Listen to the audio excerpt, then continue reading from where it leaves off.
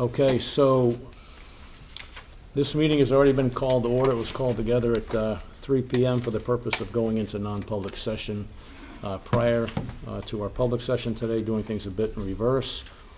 We have exited non-public, obviously, and entered public session, so we will not be calling the meeting to order a second time. But at this time, I will invite everybody to stand and join me in the Pledge of Allegiance. I pledge allegiance to the flag of the United States of America and to the republic for which it stands, one nation, under God, indivisible, with liberty and justice for all. Okay.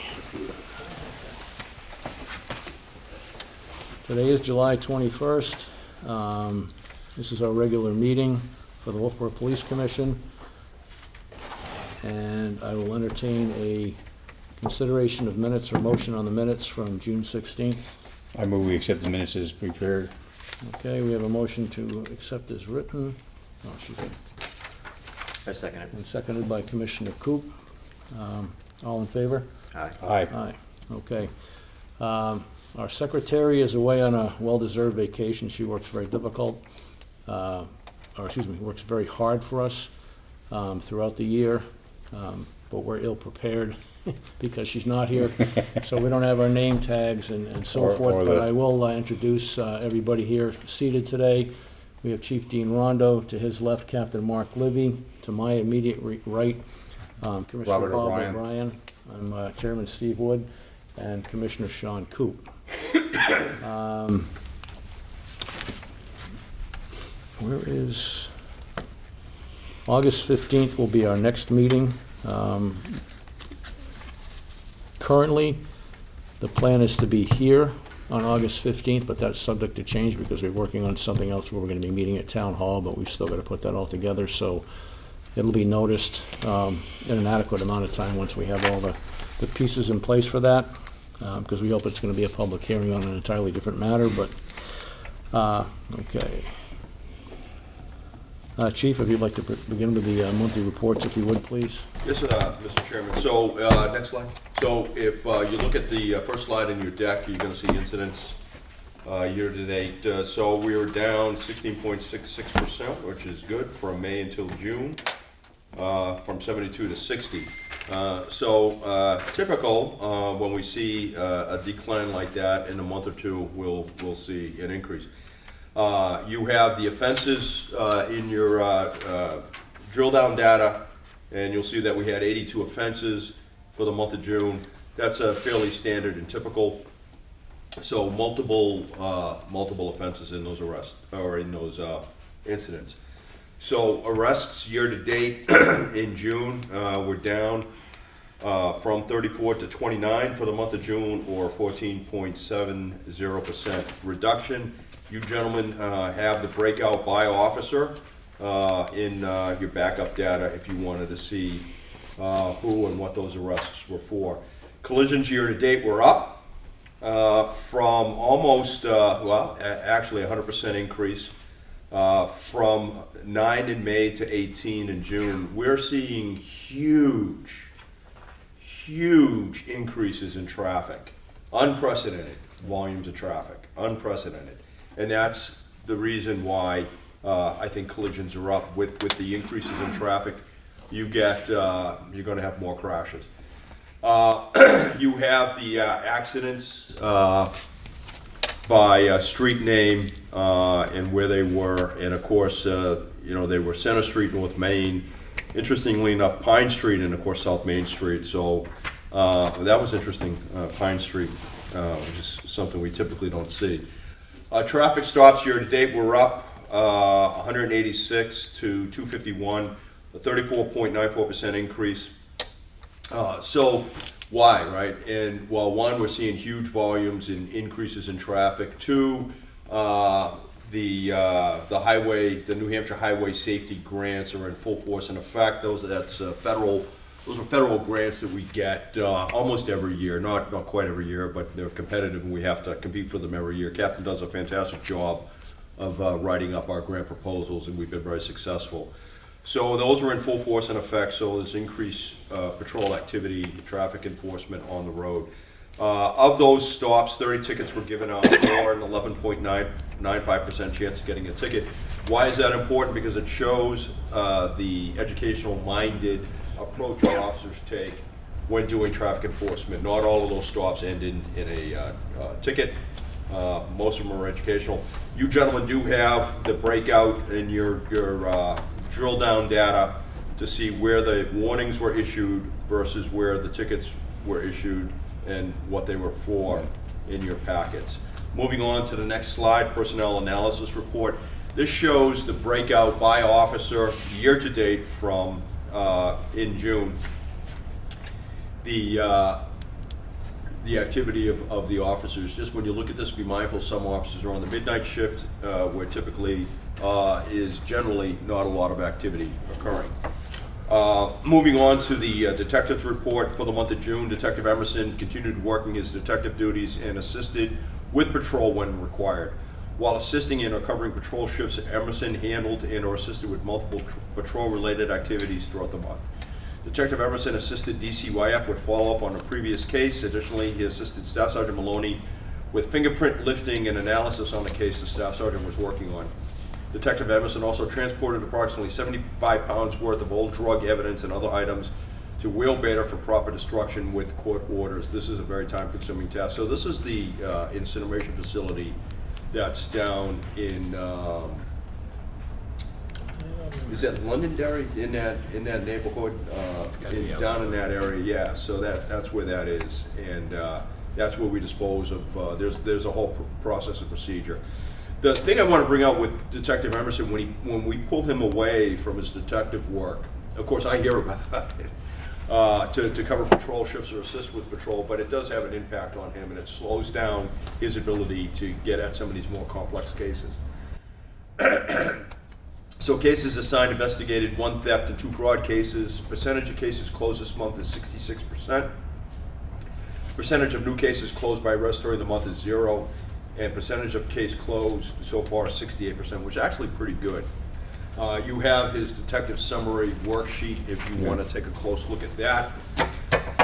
Moving on to SRO Divine. June was the 10th month of school for SRO Divine with 14 days of school. SRO Divine responded to several incidents in the high school and middle school. SRO Divine wrote 2 arrest reports and 16 incident reports relating to criminal mischief, non-consensual dissemination of private sexual images, reckless conduct, criminal threatening, disorderly conduct, and theft. SRO Divine participated in meetings regarding the Kingswood Next Steps team, and I believe you gentlemen are familiar with that. This past month, SRO Divine investigated 1 physical altercation at the middle school. Additionally, SRO Divine took a report of a prior suicide attempt in another jurisdiction. The report was then forwarded to the responsible investigative agency outside of our jurisdiction. SRO Divine assisted the following agencies involving investigations. They included DCYF, Carroll County Sheriff's Office, and the Ospey Police Department. Multiple first-time offenders at the high and middle schools received school discipline for possession of vape pens and other smoking instruments.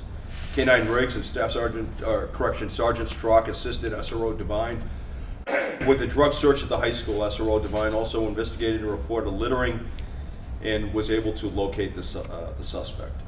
1 school threat was made at the middle school and investigated by SRO Divine and assisted by a local police department. The incident resulted in numerous protective order petitions being drafted and issued. The investigation led to an arrest of a juvenile offender who is currently in the process of diversion through White Mountain Restorative Justice. SRO Divine took a report of a student had a weapon on a school bus. The student was found with another weapon upon their belongings at the school. Incident to a search based on the initial event. The student was arrested and is currently in process of diversion through White Mountain Restorative Justice. SRO Divine spoke in 3 health classes at the high school regarding the dangers of drinking and driving. Additionally, students tested out the impairment goggles with SRO Divine, who put them through field sobriety tests. She educated students on what to expect when someone drinks alcohol and or smokes marijuana and attempts to drive. So through our partnership with Highway Safety, we have certain tools that we can sign out from the state. One of those is what we call the drunk goggles. And they're goggles that you put on that simulate the impairment aspect through sensory deprivation and you get to try to walk a straight line and do the 9-step walk and turn. And it's a way that students can understand the dangers of drinking and driving. It's a great instrument, it's a great tool, and we're glad that we get a chance to do that. We find that the more that we educate and teach and instruct, the less likely we are to see these types of events out on the street. SRO Devine is now out of school, and she's back on the road. She's actually covering midnights, I believe, right now. Mr. Chairman, with your permission, I'll move on to the chief's items. Yeah, go right ahead. Okay. General budget items. There will be an end-of-quarter budget semi-annual review for the second quarter fiscal year 22 after the presentation of the chief's items next month. This will mark our halfway point through the fiscal year 2022 budget. Along with this will also be a status update on our fiscal year 22 goals and objectives. At present, and bottom line up front, we're doing okay. We're just about 2% underspent in the FY22 budget. It's tight, but we're managing. Our gas and oil line is overexpended by about 9% at present spending due to a low gasoline forecast for fiscal year 22 at $2.56 per gallon and an ever-increasing gas cost. I think June came in at, what was it, $4.10. So I sent that to you gentlemen right before the meeting. I just received it. The good news is our gasoline usage is still reasonably low, about half of what we would normally be at, and that's because of our constriction plan that we put in place back in February. That's working very well, but we're still overspent. Nothing so far is stabilizing, and I am anticipating between $5,000 to $10,000 over expenditure based on what happens in July and the rest of the year with the new gas contracts and an ever-increasing gas price. As the commission knows, we are not locked in for gas pricing, and we pay rack plus 27 cents at the time of fill-up each month. The town manager has told us at a department head meeting that we are responsible to cover the cost of this over expenditure and to stay within our forecasted gasoline usage forecasted. So far, we're doing that. Additionally, and even though there have been some promises made by the town regarding covering any over expenditures, an email from the town manager said that not all departments will be covered depending on their usage and budgets. I don't know what that means, but we are thinking that we are still responsible for managing our gasoline usage and have taken responsible steps to curb our expenditures. Presently, we are still in the first tier of our gasoline constraint plan with recently added enhancements. As you know, our constraint plan has 5 tiers to it, with the first tier being tier 0 or steady state operations. The tiers move from least to most restrictive depending on our fuel consumption rate each month. As well can be imagined, they do have a negative impact on our policing operations in terms of visibility and enforcement. At the time of this writing, I'm still waiting on the town's gas expenditure reports, which I do not have access to and must wait until they are finished and analyzed before I can do my own. So they just came out actually today, and I did send them to you, and I would encourage you to take a look at those. So they are interesting. But I think we're showing 60% expended for money. So we're running hot in that line by about 10%. Personnel Aiden is on duty with the Wolfeboro PD and is scheduled for the Police Academy entrance PT test, which he took and passed last Tuesday? Monday. All is going well, and I will keep the commission informed. Officer Chris Dustin will be on full-time duty in August and is scheduled to go to the Academy in January 2023. Training Officer Peasley attended SWAT training this past month. Officer Shanks, Corporal Shanks, completed his second of 3 technical crash investigation courses. He is well on his way to becoming a certified New Hampshire technical crash reconstructionist and will join myself and Staff Sergeant Maloney and Investigator Chris Warren once he is finished with his 3rd course of instruction. He claimed that the math was the most difficult he has ever faced. So he's a pretty smart guy too. Yeah. Sherry and I attended the New Hampshire Finance and Accounting Officers Conference held at the end of June. It was very well attended, and the instruction was awesome.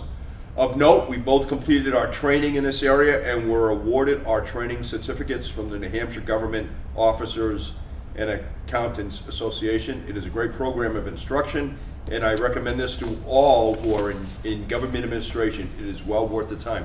So real quick, this is about an 18-month program. It's put on by the New Hampshire Government Officers Association. We completed it in about 11 months. I found it challenging. It was interesting. There was a lot to it. It's focused for government administrators, department heads, anybody dealing with budgets and town municipal finance. It's very good. It is very good, and I highly recommend it. So we were actually we're very proud of our certificates. We're very happy that we went through that training. And interestingly enough, Catherine Carpenter, the town finance officer, is due to complete hers, I think, at the end of the year. Oh, good. So Is there plans to have anybody else in the department take it eventually? I think at some point in time it would be wise for the captain to take it. Thank you. Yes. And I would probably stop there at that point. I do think that the budget committee would benefit from it if they took it. You know, there is a cost to it, but I found it invaluable, to be honest with you. It is one of the more productive and educational courses that I've had through the state. It's really well done. Operations, in terms of police investigations, prosecutions, and operations, the month of June was active with 20 defendants. Our prosecutor continues to work through the extraordinary caseload created by the courts in terms of their response to the COVID-19 pandemic. I'm afraid this will continue for quite some time. I forecast even into 2023. Prosecutions. The month of May saw 20 defendants respond to 20 charges. Of those 20 charges, 11 pled or were found guilty at trial, and 7 charges were placed on file pending good behavior restitution, classes, or counseling as part of their agreement. The 2 remaining charges were no prost due to one of the defendants being incarcerated at Stratford County House of Corrections and the other paying restitution and voluntarily admitting himself into a residential therapy program. The conviction rates this past month is 100%, is 90%, with $3,782 in fines, fees, restitution, and penalties meted out by the courts. Safety and security matters. June provided to be a busy month for traffic. We're up significantly, 100% in traffic crashes from 9 to 18. This attests to just how busy the town has become in recent months and to the increase in traffic I have been mentioning in our past commission meetings. We are still realizing significant increases in traffic volumes because of a variety of reasons as briefed in previous meetings. I suspect the traffic to our town will continue to be heavy all season, so please plan for this in advance and leave earlier for destinations. Additionally, I believe our population density has increased significantly over the last year, and I am forecasting that it will continue to increase for the next 3 to 5 years as folks continue to escape our major population centers and move to less densely populated areas of our country. As a matter of significant concern, this past 11 July, I happened upon a major motor vehicle crash which had just occurred at the golf course, at the cart crossing on Route 28. The crash was in the southbound lane of travel. This was unfortunately caused by a driver who, despite having the right of way, decided to stop in traffic to allow the golfers and carts to cross South Main Street. He wrongfully assumed that there was a crosswalk at that location and even pointed to a yellow warning sign posted a few feet from the crossing area. Well, let me explain a few things here. First, there is no crosswalk located there, despite popular opinion. There is a crossing point for golf carts and golfers who must stop before crossing the street. New Hampshire state law requires drivers to yield the right of way to those in crosswalks, not those crossing streets. New Hampshire state law requires pedestrians and others, bikers and RV vehicles, and yes, golf carts, to stop and cross only when safe to do so, and the law does not give them the right of way when not in a crosswalk. Secondly, even though you see golfers and others who may want to cross the road, you decide to stop. The drivers behind you have no idea what you're about to do and therefore have difficulty reacting to a sudden or abrupt stop in the flow of traffic. This is just common sense.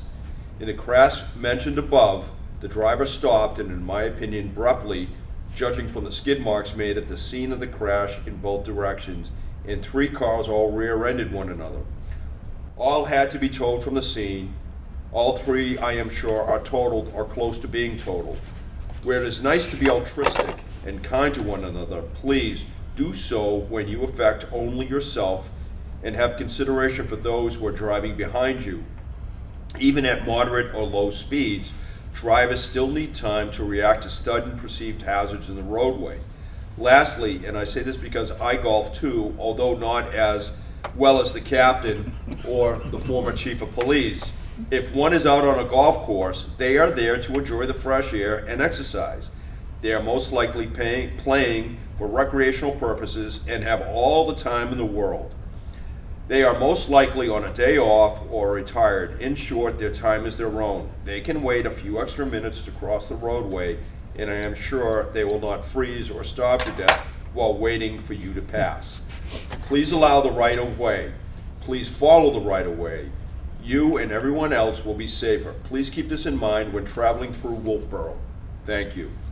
So real quick, just let me explain a little piece of physics here. If we want to figure out the feet per second of a vehicle traveling, we just simply take the miles per hour and we multiply that number by 1.466. You can, those in the audience can do so and follow on your phone. That will turn miles per hour into feet per second. And then multiply that number by 1.5. That's the average human reaction time. So that number that will come out As a minimum. is the reaction gap. That's how far you're going to travel before you begin to brake.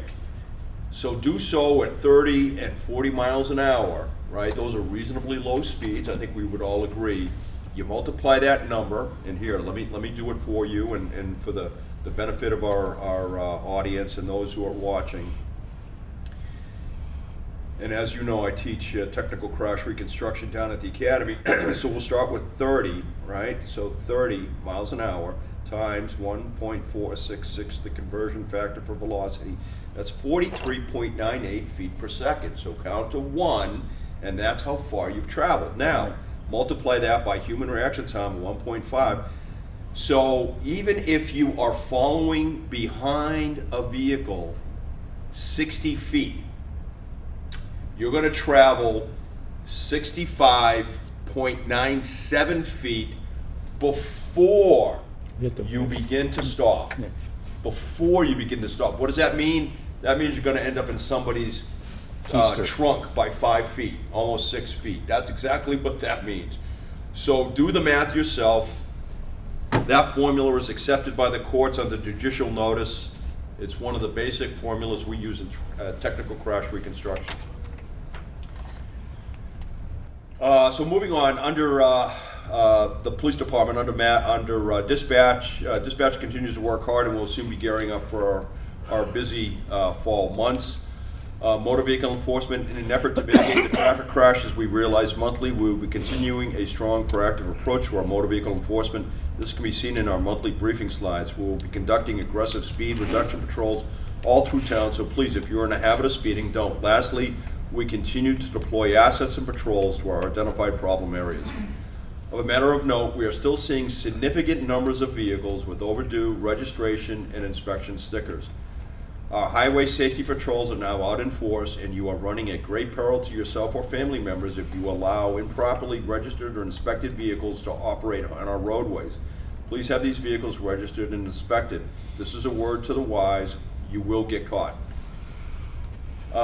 Matters of outreach. We are still engaged in a wide variety of TV and talk shows along with the Town of Wolfeboro Committee programs. We also briefed Congressman Pappas on our plans for new police and fire station. The meeting was attended by him, his staff, me, and Deputy Fire Chief Nate Nichols. The meeting went well and was well attended, with a pledge to support the new stations and an offer to write on the town's behalf letters of support for all our grant applications toward new construction of the public safety buildings mentioned. The captain and the commissioner attended the public hearings at Town Hall regarding the locations for the new stations. So safety tip of the month, right up, Steve, right up your alley here. Keep your eyes and ears tuned to the weather. This summer, as you are out and about, thunder and lightning storms can appear even during sunny days. When they do so, please seek shelter immediately.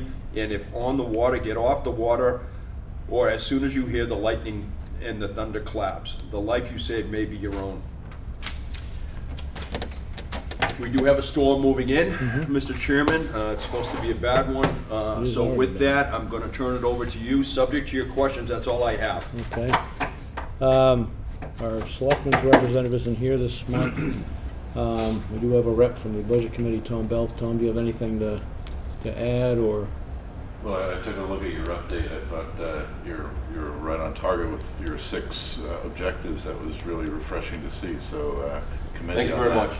Yeah. In terms of the budget itself, watching the gas line, I saw John McDonald this morning, and he said in terms of the 2023 budget, we'll be working with you hand in glove through that process again. So looking forward to that. But If you could, in your next budget committee meeting, just let them know that I am not anticipating that number coming down at all. It's probably gonna be hovering somewhere around $4 to $4.50.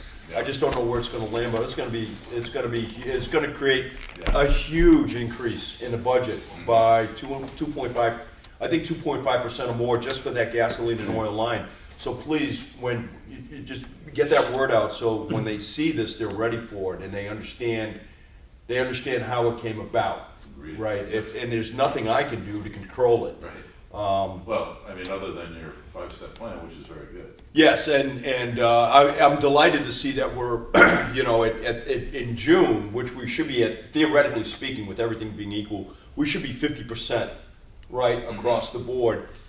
And when we look at our budget, we're just under that for general expenditures. We're running somewhere between 47, I think, and 48%, which is good. So there's some unexpended. You always want that unexpended appropriation in there to act as a buffer, as a balance.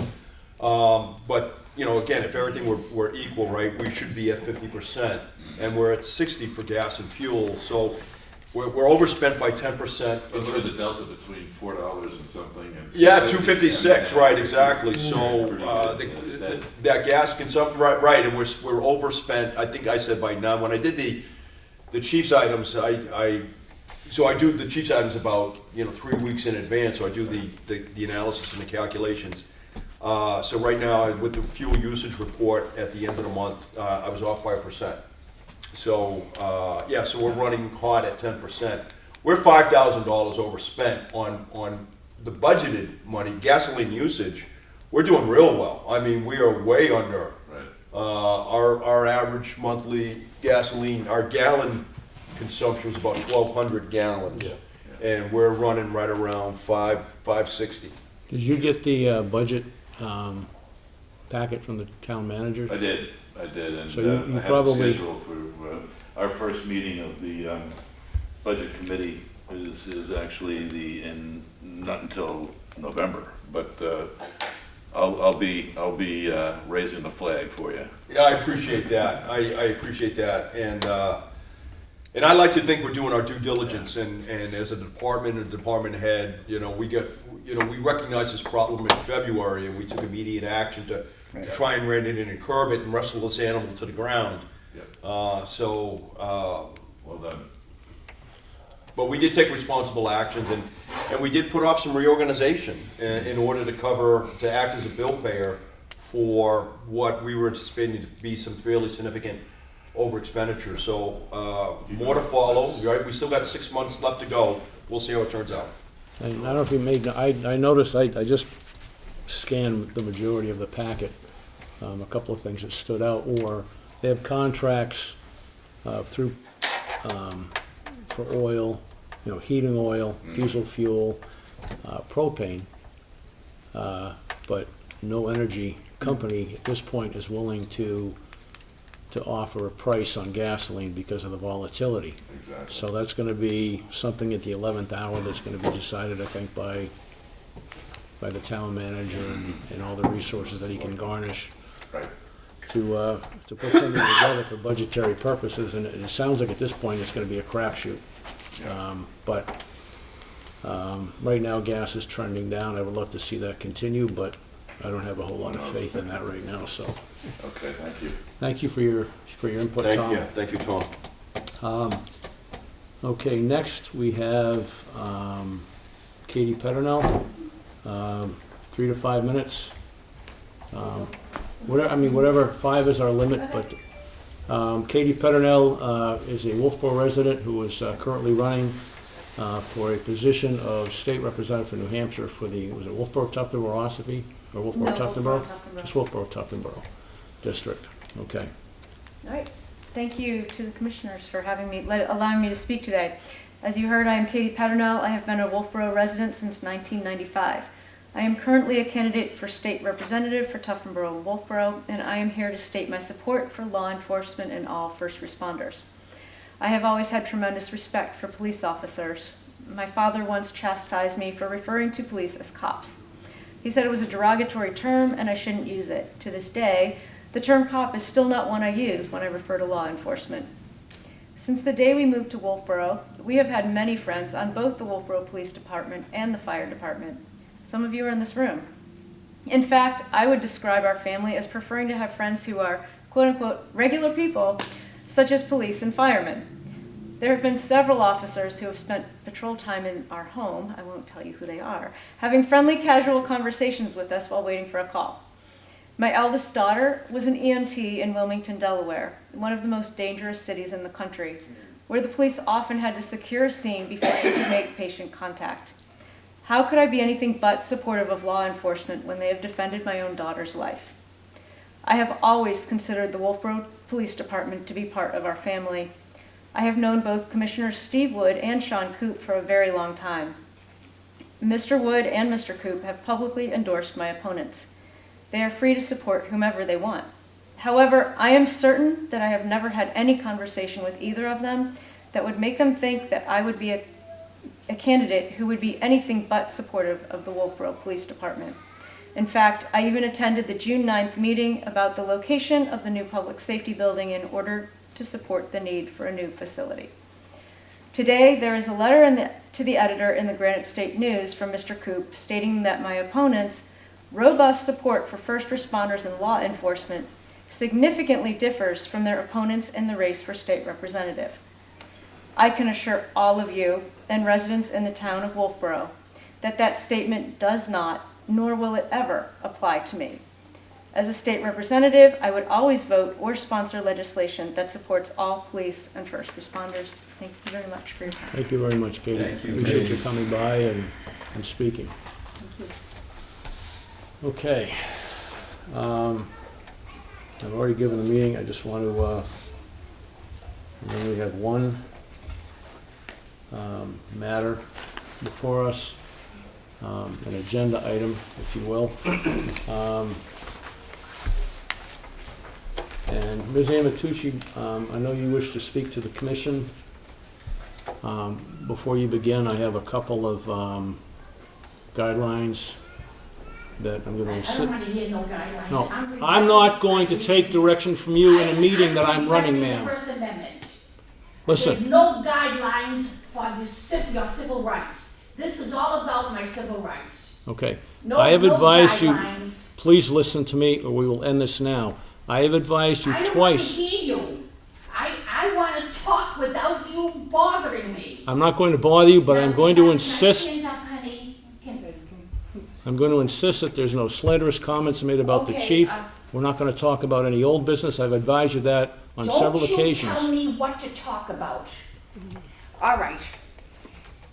First of all, I have to ask Rondeau, why did you accuse me of an assault with bodily injury when you knew that I did not cause an assault with a bodily injury?